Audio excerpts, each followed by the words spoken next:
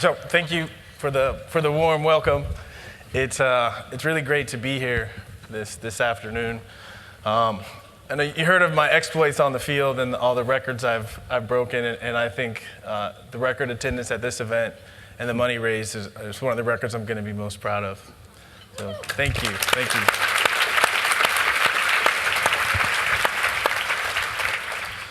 Again, I just want to thank everyone for being here. It's an important issue, and you know, your time and your hard-earned money. It's great to see that your dedication to mental health. It's been an important part of my story, and I look forward to sharing that with you this afternoon. So again, thank you guys. And I also want to say I had a great time last night at the cocktail party, dinner, and really an amazing conversation. So thank you, Robin, Leela, Corby, Barb, thank you, Rob, Bess, thank you guys so much for a wonderful time last night. Ricky,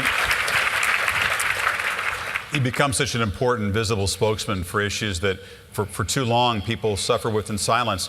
Your own story, when did you first start to feel that maybe something wasn't right, that the pressure, perhaps the stress of football was bringing it on even stronger? Yeah, I would say it was, I started to first get a sense, I think the very end of my time at Texas, but there was so much pageantry and excitement around me that I kind of pushed it to the back and thought, I'll be fine. Then I get drafted by the New Orleans Saints, and it was 6 picks and the first pick from the next year. So no pressure, no pressure.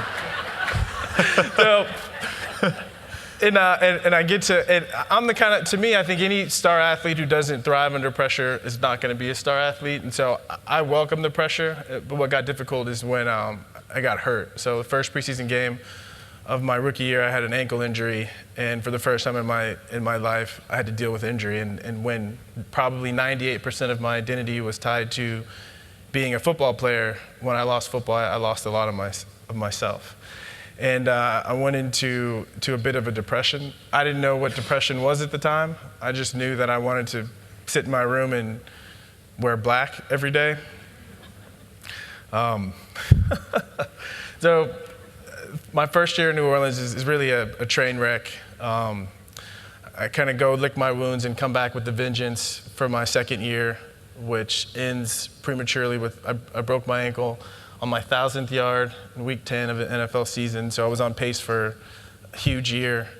And again, I was sidelined, and I had a time to kind of reflect on my life. And what I realized is a majority of the relationships I had in my life were not very fulfilling, and I would even say destructive. And so I started to reflect on myself, and I realized I was the common denominator in all the relationships, and that maybe it was me. And so at that point, I reached out to a good friend of mine and said, I need someone to talk to, because I'm usually a happy, upbeat person, and I just can't seem to shake this. I don't feel like being around anyone, and it made being a football player extremely difficult, so I got help. Which was a big step, because you know what people are going to say. You're living the dream. You're in the NFL, you get a lot of money, you're celebrated, you're the envy of a lot of people. So when you admit you've got a problem, or you might have a problem, what's the response? Deal with it. Yeah, well, that's a key point. I think, had there not been such a stigma on mental health issues, I think I would have sought help earlier before it manifested outwardly in my behavior, especially in the public, because that compounded the issue, the problems. But at the time, I was so lost and so confused. I was at home watching a commercial for Paxil, and at the end of the commercial, they were listing the symptoms for social anxiety disorder, and it was the first time that I saw with my eyes that there was something to call this. And I'm not a huge fan of diagnoses, but I think in the very beginning, when you're struggling with something and there's something to call it, and to know that there was hope, something that I could do something about it, I was so excited and so relieved. I didn't care what people thought.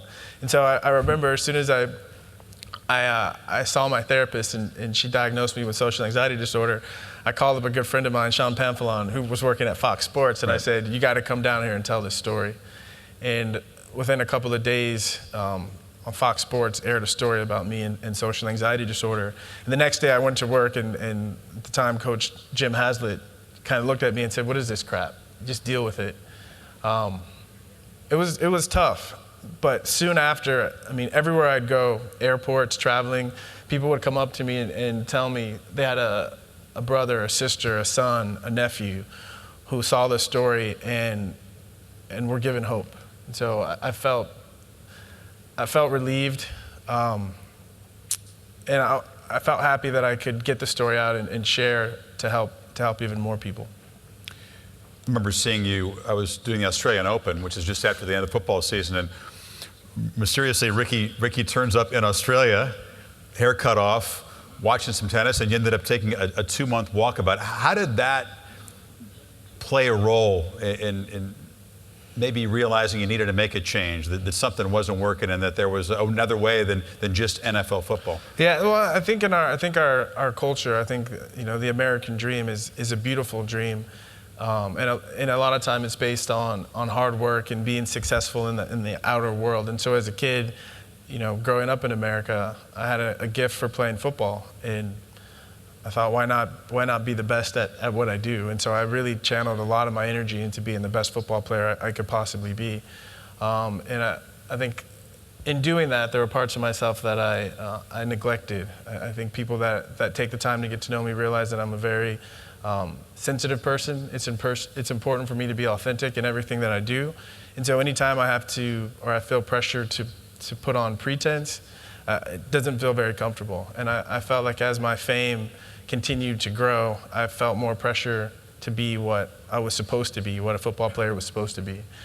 And so I look at the difficulties I experienced on the field as being difficult, but at the same time being a blessing, because it got me to reach for and look for more.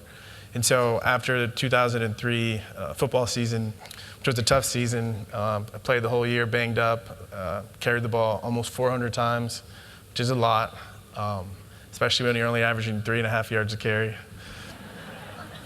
And so I realized that, okay, I need a change. And so season was coming to an end, and I was just worn down. So I decided I was going to travel. So I had a globe in my office, and one day I spun the globe, and I closed my eyes and put my finger down, and it landed in Melbourne, Australia. And nice place. it was great. I got to check out. You could have been worse. The Australian Open, yeah. I had a good time. But for me, it was important because it was the first time as an adult that I got away from the football bubble, and I got to meet people who had no idea what American football was, or that I was a star. And for the first time as an adult, I got to get a sense of who I was beyond football. You got a chance to do some coaching.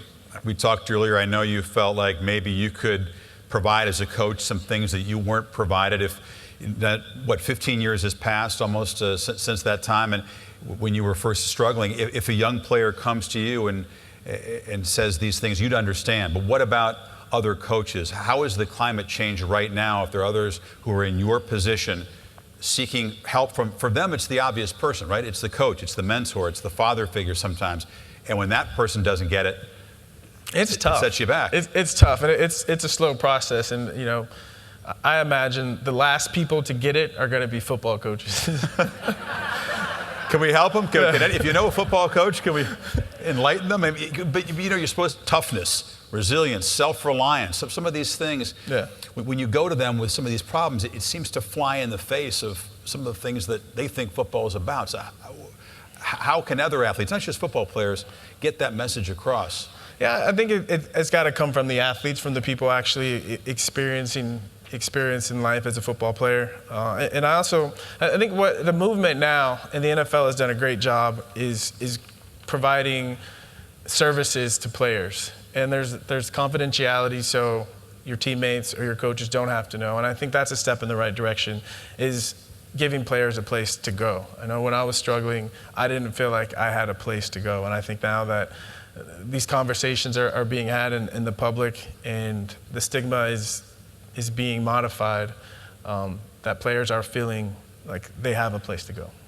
We were talking earlier, we were talking about the Invictus Games, and the veterans are often getting the same message now in 2016 that you got back then. Look, even from those who served with them, who could understand the horrors, they're sometimes just as reluctant as anybody else. I'm sure fellow players would be the first to say, hey, deal with it, get over it, get through this. You're supposed to be tough. You're showing too much weakness. And I mean, the education has to happen at all levels, doesn't it? It does. I mean, when I started talking about social anxiety disorder and my struggles with depression, it was a mix. Some players would stay away from me, but the surprising thing were the amount of players who would approach me and say, hey, I'm struggling with something similar.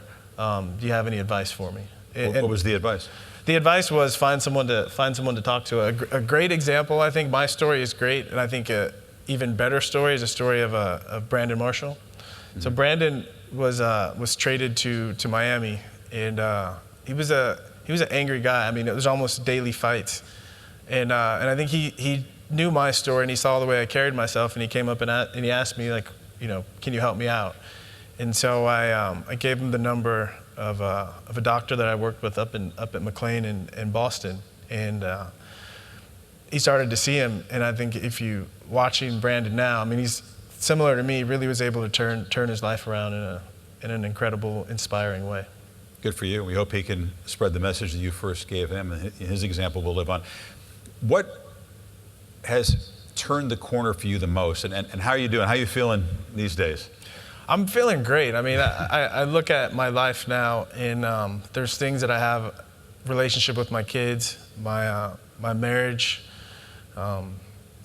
everything in my life is at a place where I never could have imagined I would have gotten here. Have you put it away? Are there still dark days? Do you still have to fend them off sometimes?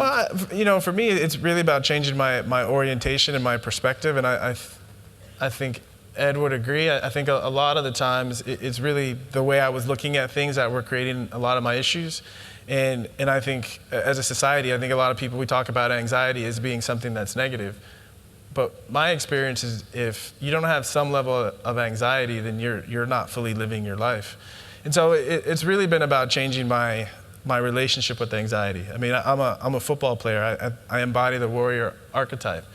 If there's something in front of me or I have an objective, I'm gonna do it. And so now when anxiety comes up, I honestly start to get excited because I know on the other side I'm gonna be a more complete, happier person. And so I put myself in situations that are uncomfortable. It's very interesting. Well, you had the bravery, you mentioned earlier, you had the bravery to admit that you might be the problem, which is another kind of a bravery besides just receiving treatment. Yeah. It's looking at yourself and saying, you know what, I might be the common thread and I need to change myself. What do you want to leave people with in terms of what they can do to help others overcome the stigma, and as a society overcome the stigma that, as Ed said so well, progress is being made, but still a lot to do. Yeah. Well, ultimately, what I found has helped me through all of it is my spirituality and having a connection to something greater. It's relieved it's helped me gain strength going through a lot of difficult times. And so my message is one about reaching higher, trying to be more. I find when I've put myself in situations where my capabilities and my skill set wasn't being properly used, that I was miserable. I found that when I was around people who only knew me on a superficial level, I was miserable. So for me, my message is about self-care, and it's about the appreciation and celebration of human diversity. And what I mean by that is, I think if you took a sample of people in this room, I'd say there's probably a large majority that tend to be extroverted and a smaller majority that tend to be more introverted.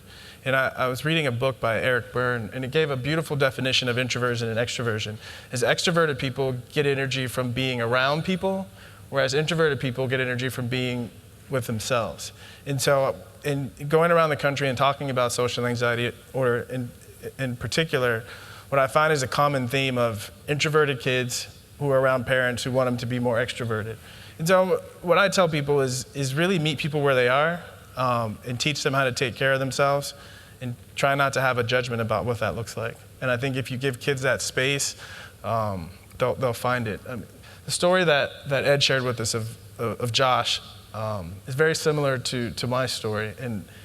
And really, when you find an environment where people aren't going to judge you, where you feel safe being broken, where you can actually incarnate, where you can actually show up and be vulnerable, that's where the magic happens. And to create more places like that on this earth is a good thing. So again, thank you guys. That's beautifully said. Let's try to find all the Joshes out there in the world, and there's so many, and to help them. We have just a few minutes left. I almost feel guilty after that beautiful speech of pivoting to football, but football is also important in here to some people as well. And you do work for the Longhorn Network, and you're around the current players and the coaching staff, so I can't let you go without getting your thoughts on the Longhorns. I would say, as an outsider that covers the sport nationally and not in the trenches in Austin, it's a fairly important season up there for the Longhorns. Would you agree? Understatement, yes. Yes. What's the outlook, and what's your sense? I mean, you've seen them perhaps in the offseason where a lot of the seeds are sown for what you see in the fall. What's your take? Well, let me preface this by saying, one, I'm a Longhorn, so I'm slightly biased. And two, I've been in the trenches, so I know how things work. And Charlie's had, I think, a rough couple of years. I think when he got here, he wasn't expecting such a vacuum as far as talent goes. And although they've had 2 losing seasons, he's been able to bring in 2 top 10 recruiting classes. And so when I'm watching this team practice, I get excited about the youth on the team. I think they're going to be starting another true freshman on the offensive line. They're going to probably start another 2 or 3 true freshmen. So they're an exciting team to watch. Can they challenge for the conference, you think? For sure. For sure, I say this because they have enough raw material to make it work. It's, do they have the magic to bring it alive? And there's something alchemical that happens on a football team when you believe in your leader and you believe in the process and you just gel. I think finally they have the amount of talent that if they gel, that they're going to be dangerous. I think Charlie has a passion that can set a team on fire. We saw it when he was at Louisville. And if he can get these guys to play together as a team and get the fans to support, I think they're going to surprise a lot of people this year. That'd be good, because I get to go where the biggest game of the week is, and I'd love to go back to Austin. I don't say it's my favorite stop on the tour in college football, so let's get the Horns back on top. I'm never allowed to throw these signs because people take out cameras and think I'm biased, but I'll give you a hook 'em horns right here, because I'm so proud of this guy. I mean, to come here and continue to spread the message and continue to do the good that you've done, and see you now. I hope your mom, Sandy's doing well. I've known her also since 1998. She is a great, great lady. And all Texas fans, all football fans, people everywhere should be proud of Ricky Williams. Thank you so much for being here and sharing your story, man. Thank you. Proud of you.